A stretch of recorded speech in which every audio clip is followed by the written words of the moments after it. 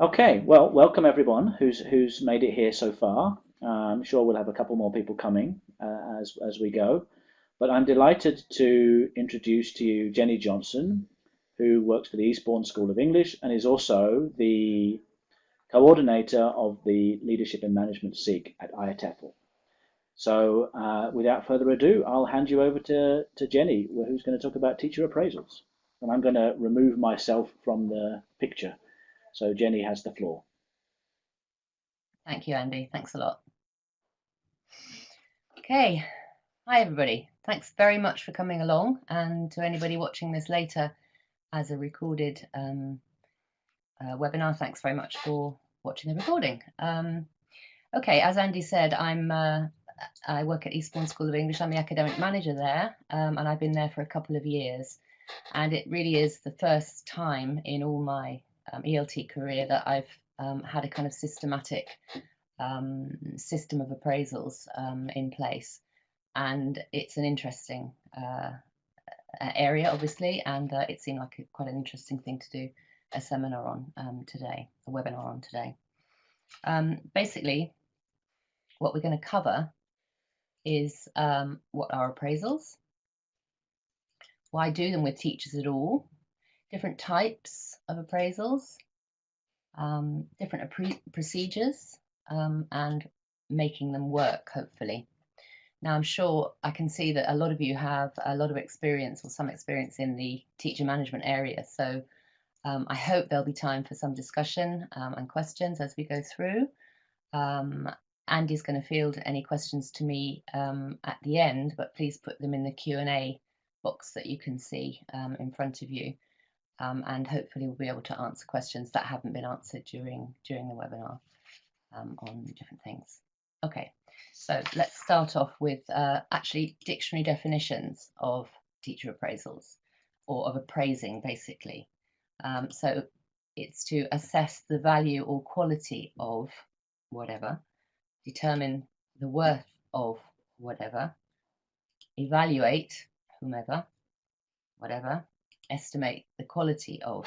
Are all quite kind of serious dictionary definitions there, enough to make a teacher or a person being appraised feel pretty miserable possibly about the idea of them. Certainly in some of the places I've worked before, appraisals were not viewed particularly positively, and I'm sure a lot of you have come across this kind of feeling as well, that it's a box ticking exercise. It's something that only happens once a year. It's not linked with what really happens in the school, and so teachers feel, well, what's in it for me? And perhaps in many cases the academic manager feels, what's in it for me as well? So we're looking at that as we go through.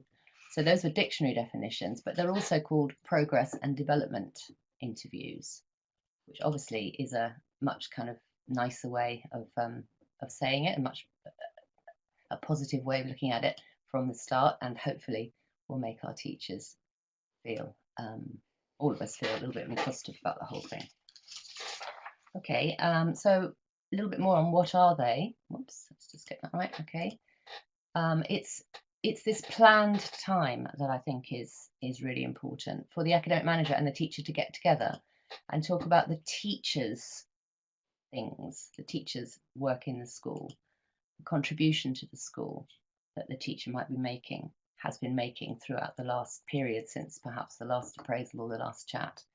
The performance of the teacher in the classroom, naturally, but also in the staff room with the rest of their colleagues and so on. And a big one here, their attitude, the attitude of the teacher towards the work that they're doing, the people that they're working with. Over the previous year, as I said, the previous period since the last appraisal. But it's also planned time for the teacher to talk about the school, about the school's performance during that time, and the school's contribution to the teacher's development and conditions. So I said planned time, and I think without the planned in scheduled appraisal, there may not be any actual planned time to talk about these things, both about the teacher and about the school. There might be chats, there might be informal times that you get together, there might be you might have a coffee together and talk about things. You might have a meeting in a classroom or in the teacher's room about things, but it's not necessarily a planned time when an appraisal happens. And it's kind of the scheduling of it that is helpful, I think, to both teacher and to manager. Okay, so essentially, what are they? Well, why have we got that there? Okay, or perhaps it's me. Okay, here we go. Right, wrong button. So basically, my little picture here, it's two-way dialogue, two-way conversation. That's what they are, between the manager and the teacher, and also two-way feedback about how the school has been doing and about how the teacher has been doing. Okay, my school has a lot of policies, and one of the policies in Eastbourne School of English is the aims of the teacher performance system, if you like. So these are the actual aims that are declared by my school in terms of aims of teacher appraisals. So offering guidance to the teacher, provide an opportunity for teacher input, as we've mentioned, reviewing the teacher's work over the past year, offer and recording acknowledgement and praise wherever due, identifying areas of work where development might take place, discuss personal and professional needs, discuss career aspirations for the future, and setting targets of benefits to the teachers and also the students and the school, and identifying appropriate support and resources needed by the teacher. So that's looking very much at what the school can do for the teacher and with the teacher in this process. Benefits to the teacher. Why? What can they get out of it? What's good about it for them? Well, it gives the teacher a chance to look back over the past period of time. It's usually a year between appraisals, and also look forward. It's a chance to contribute to the school kind of officially and have contribution recognised, the things that they've done during that time. It's a good opportunity, although not the only opportunity, obviously, to have opinions heard and recommendations actually officially listened to and recorded. Good time to make a plan for the upcoming year with concrete aims, maybe targets. Certainly in the UK, we have to state targets. We have to actually record, agree targets and record them on the documentation. Time to spend a bit of time thinking about their own professional development. You know, teachers are really, really busy. They don't often sit down and think, okay, what about my PD? What can I be doing? What can the school be doing for me? But if there's a scheduled moment in the year, then the teacher will spend a little bit of time thinking about that, hopefully. And obviously for themselves, establish and recognise the training needs that they might have. They tend to put things on hold, I've found. You know, they do know they need things, they know they'd like things to be happening, but they don't have this necessarily this time to actually sit down and plan things ahead, which appraisals give them. And what benefits do we have for the manager or the school? Well, clearly it gives the manager and the school a chance to get to know the teacher. If you don't know your teachers, how can you help them to grow and develop?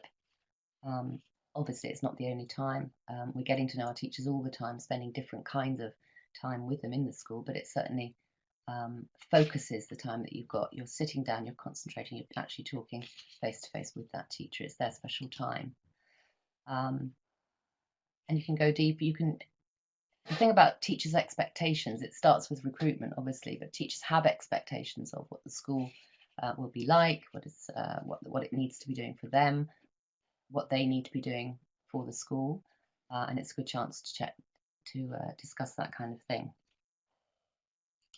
Okay, possibly a chance to hear about undercurrents as well that you don't notice in the everyday, and perhaps to follow up some undercurrents, possibly. Sometimes things are raised that may not be raised at another moment, perhaps. As we said, input from the teacher, so that's a good time to get feedback on yourself as a manager, on the academic team, on other teachers, whatever happens to be going on, some kind of two-way backward input. Obviously, they can give us suggestions about improving the school, and we spend quite a lot of time in our appraisals them telling us what we need to be doing better. And also obviously to help establish the teacher development need, and also the formal part of it, the evaluation part of it. You do need to evaluate your teacher, you do need to manage their performance through the year, and this is the moment in which you do it, when you do it. Okay, a little bit now about appraisal types. There are various types of appraisal. We're not going to go into these in detail, but I thought it'd be interesting just to bring them in to the webinar, just so that they're kind of part of it. And I thought I'd show each type for a couple of minutes. These are the ones we're just going to quickly look at. So a confidential report type of appraisal, a top-down appraisal, quantitative rating scales, 1 to 5, so 1 being poor, 5 being excellent, that kind of thing. Objective-based type, management by objectives, and also a 360-degree type appraisal. I'm sure a lot of you have heard of many of these, but we will just have a quick definition, a look at a quick definition of each of them. And while you're reading them through, if you've got any notes or questions, you could put into the Q&A, and perhaps we can look at them later. But I'm not going to spend a great deal of time on these. While you're reading through, which one is in existence at your school or your institution, if any? So this is the first one, confidential reports.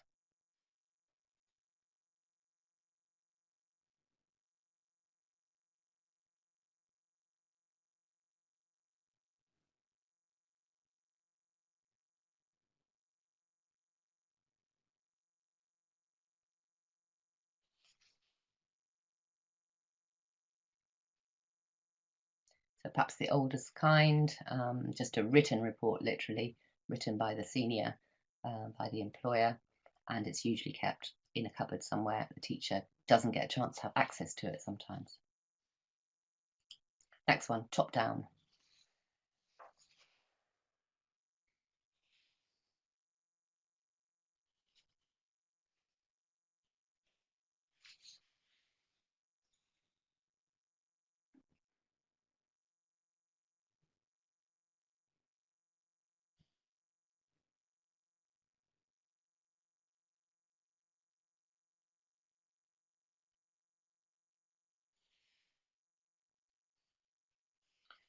So this one is very, very common.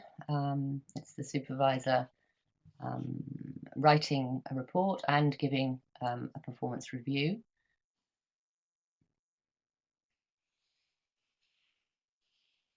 But it comes, as its name suggests, from the top.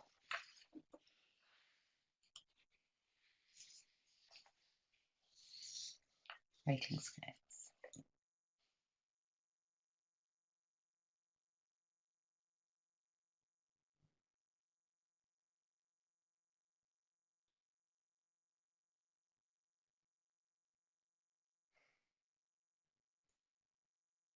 So this is what I was saying about, 1 being poor, 5 being excellent. And what's interesting is it can be related to a raise or a bonus, and a nice manager could inflate scores, but it could work the other way around as well.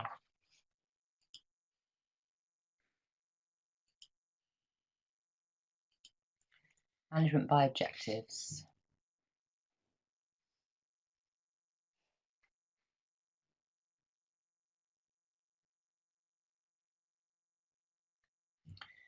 This one I think is pretty close to what I do, but this one is still very top down. The key performance indicators are decided by the manager, and as I said, there needs to be a lot more input from the teacher within a fairer appraisal system, I think.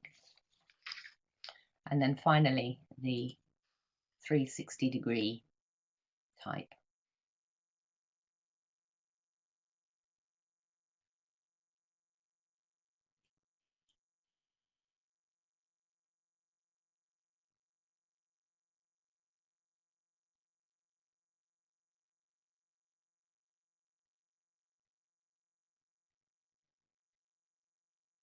This is a really interesting one, I think, because I'd love to see it work. I've never actually seen it work. Not really. You know, who appraises the chief executive officer, the CEO in an organisation?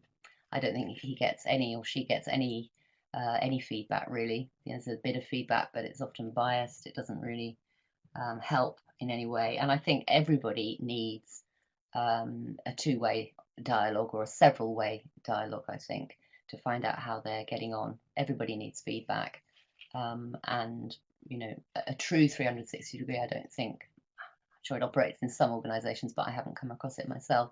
The idea is really interesting, collecting information, collecting evidence, collecting information from colleagues, from superiors, people under you, the gardener, whoever it might be, information about everybody comes in, and I think it makes it a very broad and sort of humane way of looking at things. Obviously, there are big dangers here as well. People aren't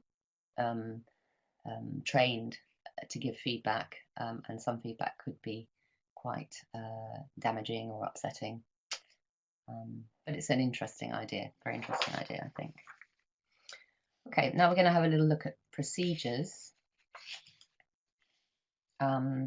The classic procedure, sort of typical procedure, would be we'd set up the time for the appraisal.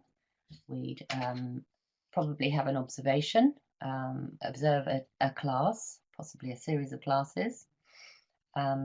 We'd hand out an appraisal form to the teacher, or if it's really top down, we wouldn't. We'd have our meeting and our discussion, which would be more or less two-way, and then the paper would be recorded and filed away in a cupboard, in a file. It's fine. It works fine. It gets the job done. It means that there is this regular scheduled meeting, and it is linked with performance, with what's happening in the classroom. It is recorded, and we can have a look at it again next year before we do the next one. That's fine. But there are some alternatives, and I'm just going to have a little look at Quirk and Allison's alternative. This is actually written up by Quirk and Allison in one of the ELT management newsletters, which will be uploaded onto the site, the LAMSIG site, by Andy sometime during this talk, so everybody can actually have a look at it, and I've got a link to it in my last slide. So they were talking about the teachers being the engine of educational management, the teachers being at the core of educational management, and involving them in an appraisals process so as to drive the educational process and the school management process forward as well. And essentially, the teachers are closest to the students and the learning, and so they have a lot to give in the process. So their process would be 7 stages, and I've actually added an 8th as well, which we'll come to. Their first stage would be guided goal setting. So this is actually meeting with the teachers to talk about the goals for the whole year, not just for the appraisal, but for the whole year. And that goal setting you'd come back to it again and again. A first meeting pre-appraisal with the teacher to talk about the appraisal, to talk about the observation, to talk about what's going to be going on and how to set goals, how goals have been set, how they've been achieved, and so on. But that would be followed by an observation.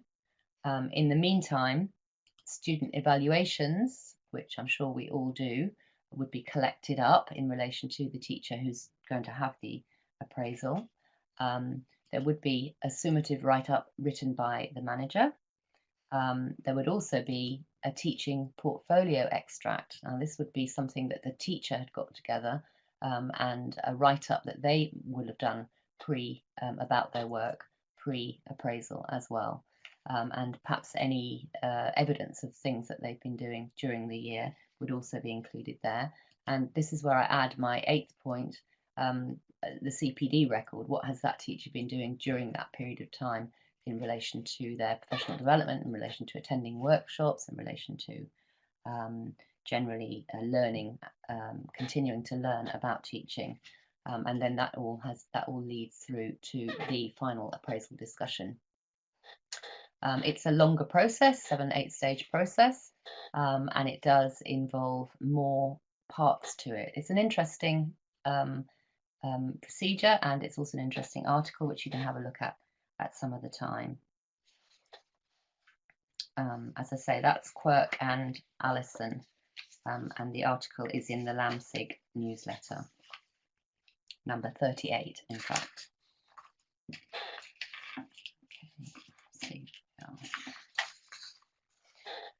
Okay, some things to think about in terms of teacher appraisals. We're looking at making them work now. So things that you need to think about. Obviously, planning ahead. When? As I said, it's probably going to be annual, but do it as a matter of course on an annual basis and with warning for the teacher, and at a similar time of year, I think, so that maybe every February or every March, that's appraisal time. Okay, is it going to be formative or summative? Is it a question of development for the teacher, or is it a question simply of evaluation? Marie McArdle, I haven't actually written this here, but anyway, she's written an article also in the LAMSIG, one of the LAMSIG newsletters, on number 40, on developing a teacher appraisal system through action research. And she did some research into a dual function system, which could be both formative and summative.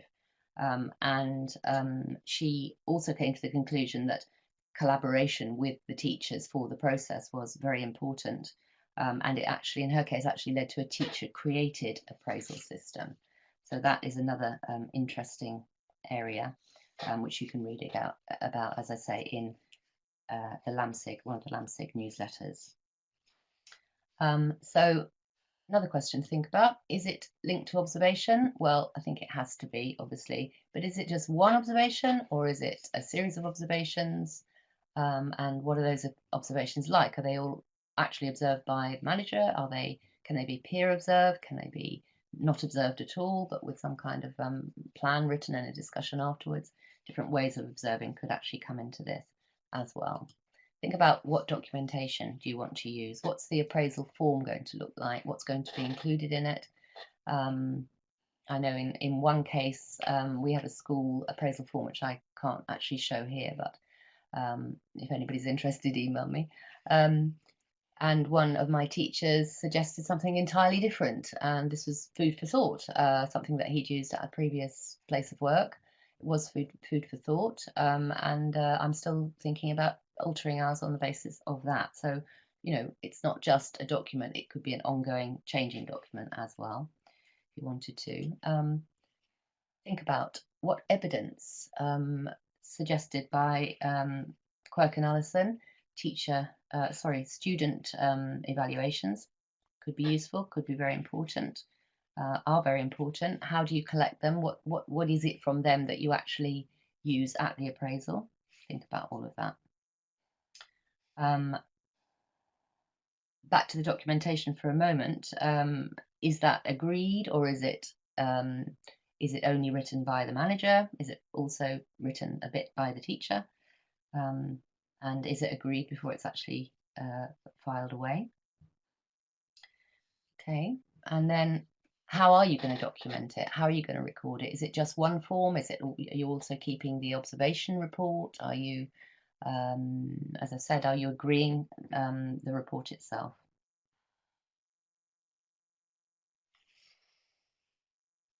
And finally, how and when are you actually going to follow up the appraisal? Best not to just wait a whole year till the next one. You do need to be checking in each time to see how things are going.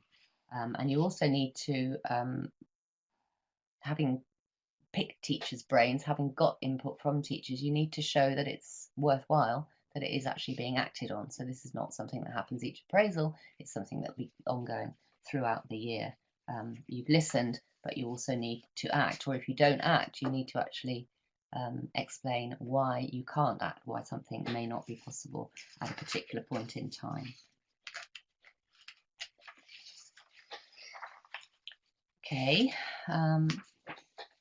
right, we're still thinking about making them work. Next part of that is against a background of a relationship of mutual trust. That's a quotation from somebody that I came across, and I haven't been able to find out who it was actually from, but I liked that, and certainly it's the appraisal process only works if there is a relationship of mutual trust between the teacher and the manager.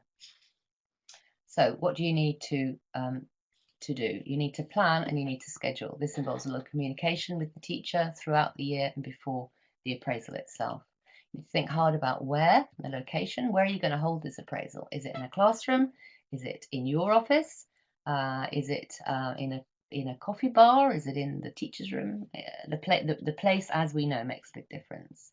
You need to think about your manner and your body language is really, really important when you start off the appraisal interview, certainly. You need to be friendly, you need to be pleasant, you need to be non-judgmental for it to work. You need to be frank. It's important not to beat around the bush. It's important to let the teacher know what's what and how you feel, and not cover up or not be ostrich-like in the way, not actually coming straight to the point. You need to be frank if there are things to be discussed. On the other hand, you don't need to be brutal. Obviously, if there are strong things to be said about the teacher's performance throughout the year, it won't be at all helpful if it is not constructive, if it is objectionable. Also, there shouldn't be any surprises during an appraisal. If things needed to be talked about during the year, they should have been talked about during the year, not saved up and sort of in a bag and whipped out for the teacher as a surprise at the appraisal. We've said it's a two-way process, so we need to be prepared to accept criticism as well, and there will be criticism if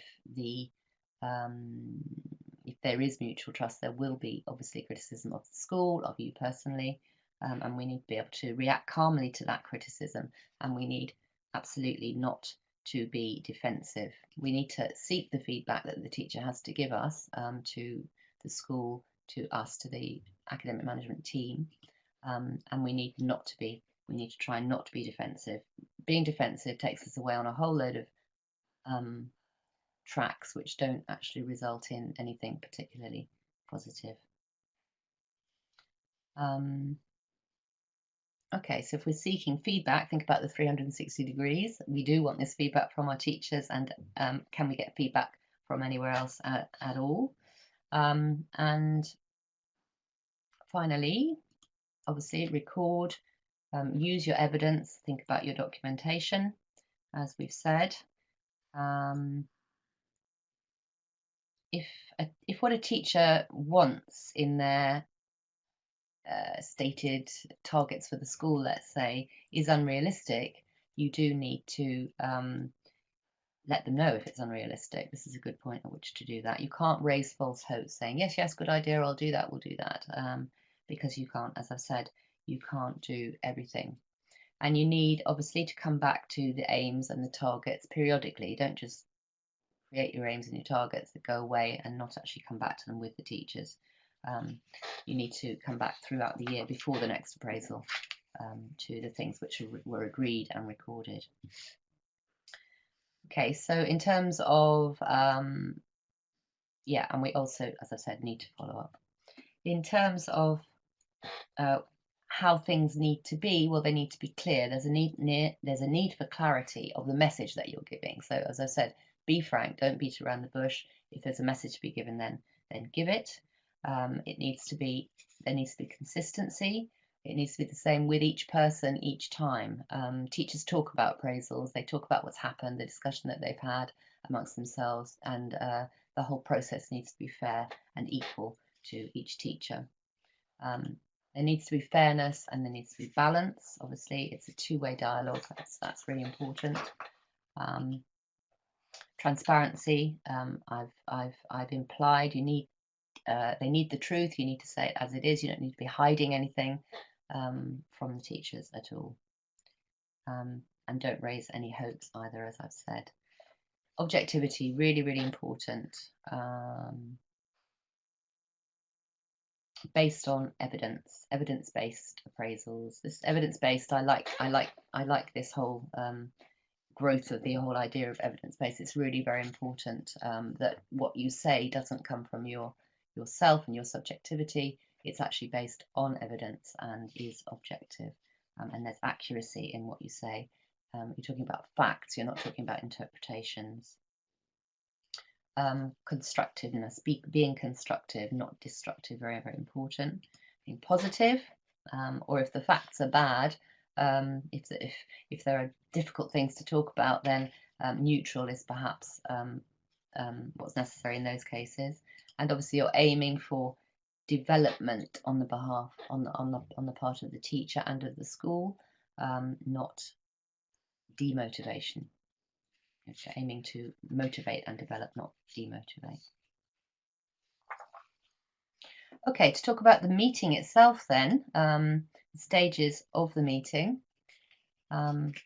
Okay, so you've decided on your location, you've decided what time, what day you come together, and obviously you need to find a suitable place, somewhere that's comfortable, somewhere that's quiet, somewhere that's empty, not going to be disturbed, at a time that meets both of you. And there we are, and we open the meeting. You need to start friendly, you need to relax the teacher. You can talk about inconsequential things to start with, perhaps, before you actually start fully into the meeting itself. First part of the meeting, together you would identify and explore accomplishments and concerns. So things which have been good throughout the year, talk about that, give praise where it's due, and any concerns that may have arisen throughout the year as well. You can discuss those at that point.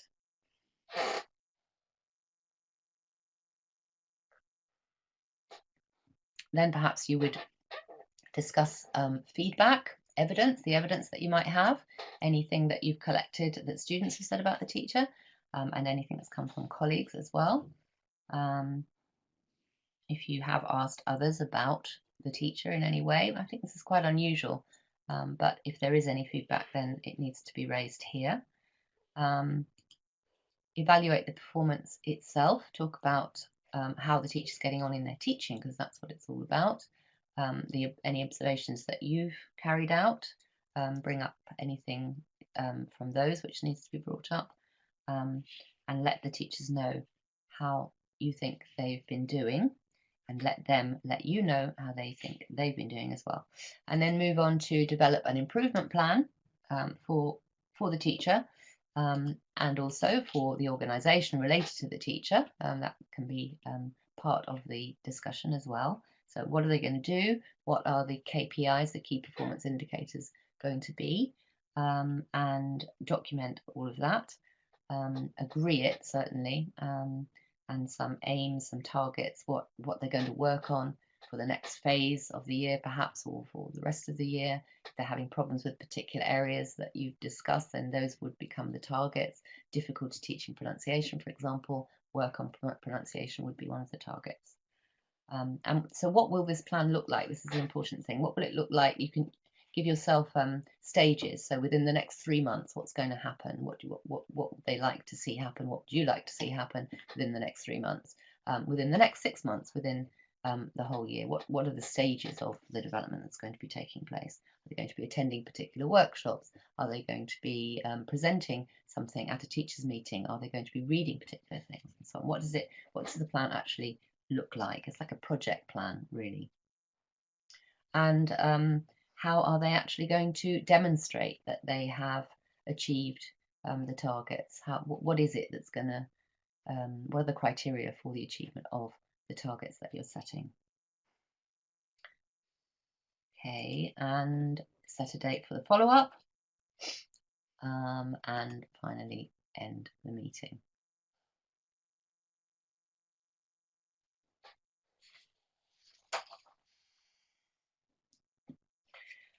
Okay.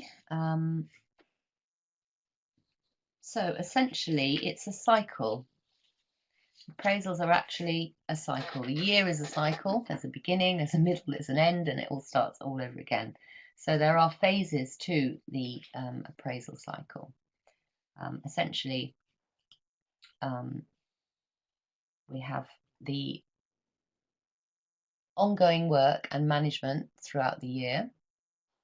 So that's the teacher working, the teacher teaching, and the manager managing them as they go on and do their work. That happens every day. It continues right through the year. Also ongoing communication with the teacher through meetings, through formal meetings, informal meetings, discussing what's going on in a general way or in a specific way. That's ongoing throughout the whole year. Evidence collection is also obviously ongoing throughout the year. Students are giving feedback, you're collecting together, or the teacher's collecting together things perhaps for their portfolio, you're collecting together notes, progress reports and so on, everything that the teacher's actually involved in. Not necessarily throughout the whole year, but certainly the specific planning takes place just before the meeting and the appraisal, but the whole thing is a cycle that goes on through the whole year.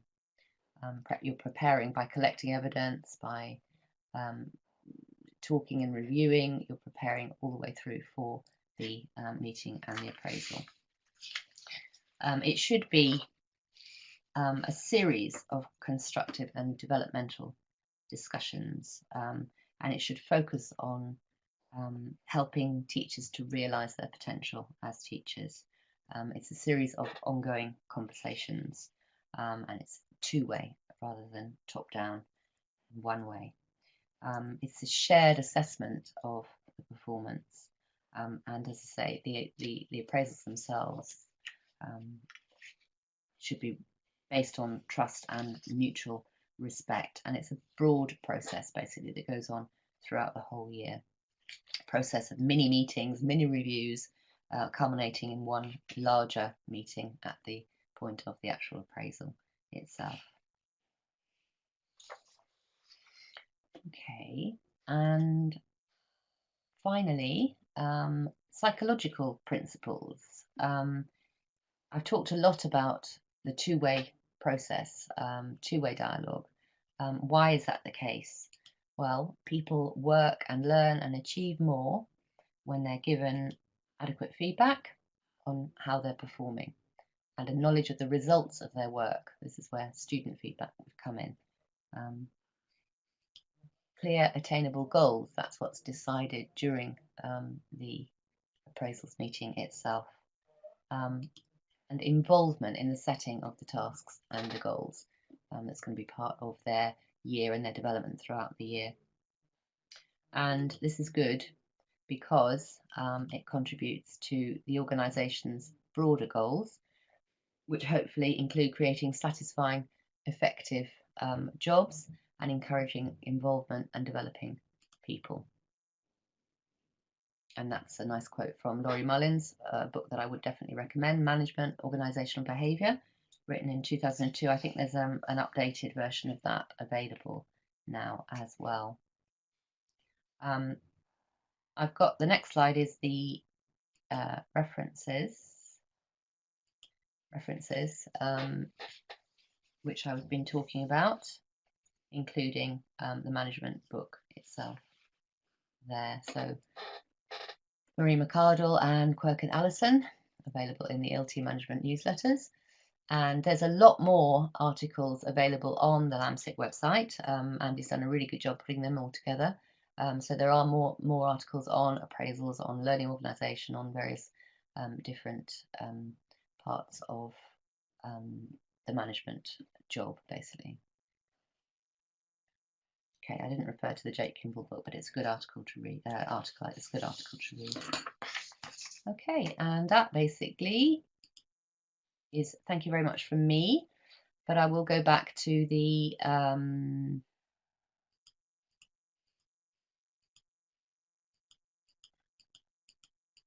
oops, have to do this one. That's it. Back to the cycle, which I think is basically sums up everything I've been talking about.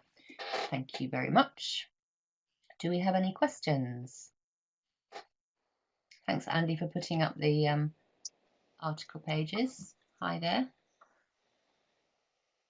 Thanks, Jenny. Yeah, anybody have any questions? Carolyn asks, will the slides be available later on? This webinar has been recorded and you can rewatch it. I mean, it's the actual PowerPoint as a PowerPoint is not available, but you can skip through the webinar if you like. No problem at all. It'll be recorded. It has been recorded, and when I get it up on the website, it'll be up. So tomorrow probably. Josh asks Jenny, how long between follow-ups? What do you mean, Josh? Between follow-ups, like how many times you meet with the teacher during the year, or what do you mean? I mean, basically after the appraisal, I would follow up about a month later. I would have a meeting about a month later to see how things were going, and I try to have regular meetings after that as well. I mean, the thing, as you know, in a school, you're with the teachers all the time. There's a break time. Somebody will talk to you. You can grab them and talk to them about a particular thing. You can say, can you come and meet me at lunchtime? And have a follow-up, informal follow-up in that way. For formal follow-up in terms of looking at what the targets were and seeing how they're going on, I think you'd need to do that every couple of months, every 3 months, see how things are going. Okay, next question. Fiona says, can you give us an example of a KPI? A key performance indicator. Ooh, that's a very technical one. I mean, for me, those are, for example, the target might be to attend a workshop on X, and that for me is a key performance indicator. Has the teacher attended the workshop on X? Has that actually happened? It's part of the target system as far as I'm concerned. Andy might have a more technical definition of that. Andy? Well, no, that sounds like a good one. I mean, there's different ways of looking at KPIs and key performance indicators, and I've seen language schools which are very keen on them and very they boil everything down to targets, particularly for directors of studies. Actually, directors of studies get loads of KPIs in some schools. But no, I think I mean, things that you can measure and can say this has been done are fine. So, have you attended a workshop that you said you'd attend is a good one for me. Yeah. Have you actually done another question? Sorry, Jenny, carry on. No, just have you actually done what we plan to do? What you plan to do? Yeah. Carolyn asks, should appraisals for new teachers be done more often within the first year?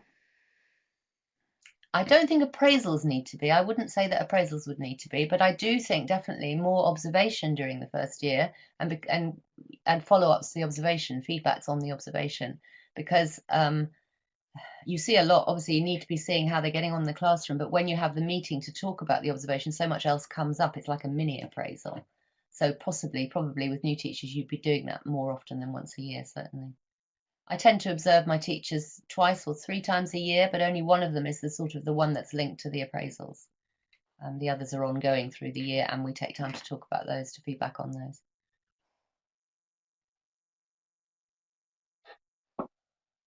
Okay, thank you, Jenny. Carolyn is typing, but the moment we don't have. Yes, Carolyn has typed. Thanks. Any other questions anybody have? We've used up the ones that have been asked so far. Does anybody have any other questions, burning things they'd like to ask Jenny about appraisals, anything she's just said?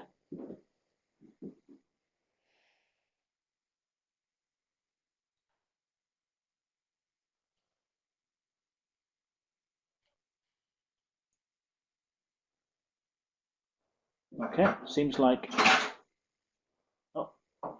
Josh has jumped in just as I was about to close it. Josh says, does anyone get teachers to do all the writing up of the appraisal report before and after? Teachers doing it themselves. What I give out the appraisal form before the appraisal and after the observation, and I ask them to make notes on that appraisal form. so that they'll come in with kind of penciled or scribbled notes on part of it, not necessarily all of it, but they'll at least have thought about each part of the document. So they'll come in and we'll talk it through. I'll take notes, they'll take notes, and depending on the teacher, it's me that writes up those notes, or it's the teacher that writes up the notes. I just have a at the end we decide which one of it it's going to be, but we both got notes, and we both then receive the typed up appraisal, and then we agree it. We actually say, is that what we said there, or perhaps we need to add this here, or whatever. So it's very much a two-way document, and it's only when we've both agreed, and sometimes I've had documents go backwards and forwards 3 or 4 times. It's only when we've both agreed what's actually there that it's finalised. I'm still waiting for one teacher to type up an appraisal at the moment. Sometimes it can take some time.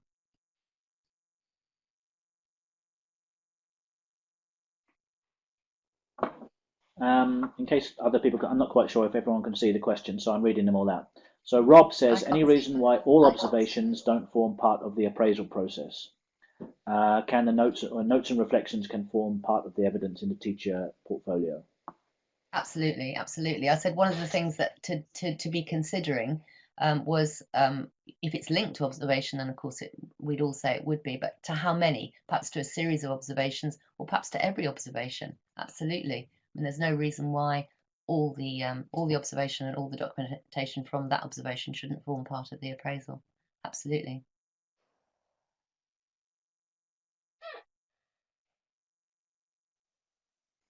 Carolyn asks, do both you and the teacher sign the documents?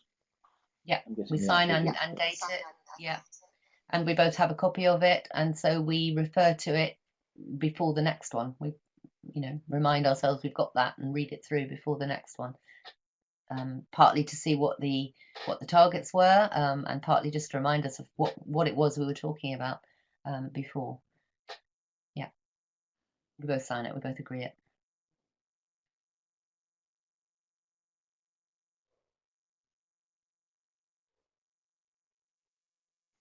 Claire, how would you include peer observations in this process, or would you include peer observations in this process? That's an interesting one. I think it's obviously part of the teacher's development, and as such would be part of the evidence that comes that the teachers collected themselves, perhaps into a portfolio. It would depend partly, I suppose, whether you ask teachers to write up the peer observation that they do. I see peer observation as much more developmental than evaluative, and for me, I don't insist that my teachers write up the peer observation kind of critically, if you like.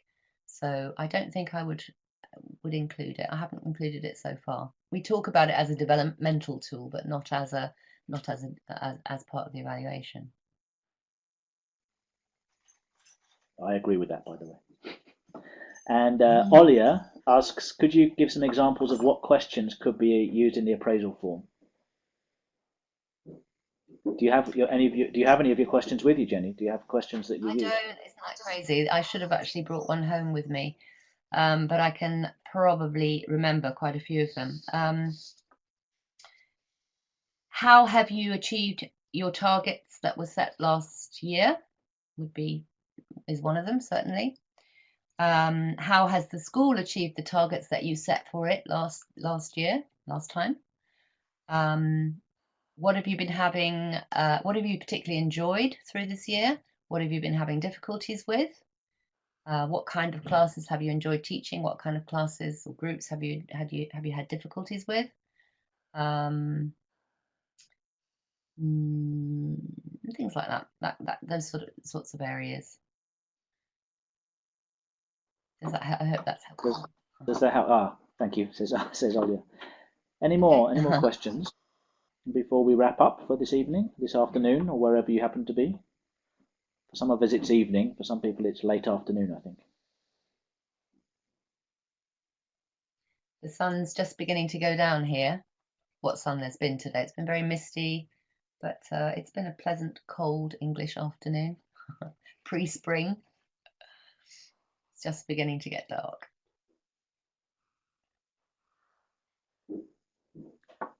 Okay, so if there are no more questions, I suggest we wrap this up. Thank you very much indeed, Jenny, for your time and for this very interesting presentation about appraisals. I hope it was useful for everyone. And as I say, it will be recorded. Well, sorry, it has been recorded, and it will be up on the website tomorrow when I get to it. So And our next one is you, Andy, sometime isn't tomorrow. it? Yeah, the Okay, next and our one that next we're other. running is in May, and I'm going to be doing that one. And I can't even remember what I'm going to be doing it about. I should have looked into that before I started this part of the talk. But in May, I'll be doing a webinar. And the next event that LAMSIG will be hosting is, of course, our PCE, pre-conference event about managing people, about managing teachers. So this fits in very well to that whole talk, actually. So go to the LAMSIG website and look at the upcoming events page and so on, and you'll see what's going on in the upcoming months for LAMSIG, including the next webinar and, of course, the PCE at the IATEFL conference in Manchester. So thanks very much, everyone, for coming, and thanks again, Jenny, for your excellent presentation. Thanks, Andy. Thanks for helping me out here. See you all around soon, hopefully. Yeah, see you in Manchester, Josh. And see some of you in Manchester, I hope. Obviously, you'll see Josh and other people. And have a good evening, everyone. Yeah, same to you. Bye now. Bye.